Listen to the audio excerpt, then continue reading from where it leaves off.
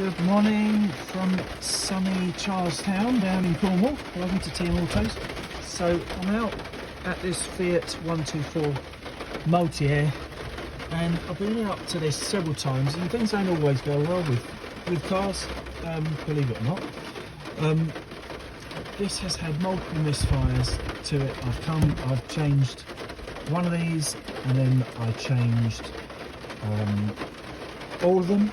Then it still came back as a misfire problem, so I then changed the spark plugs. A couple of weeks, then misfire returned.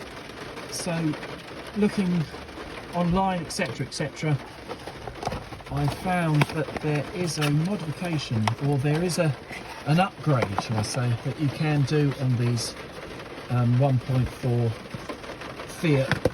I think they put them in the 500 Abarths as well. You can upgrade this, which is the ignition coil pack. You see from this one, compared to these old ones, the connection goes straight, where this one goes up at an angle. So I'm just changing two for now. I'm hoping this will sort this out, because it's very frustrating for myself and the customer.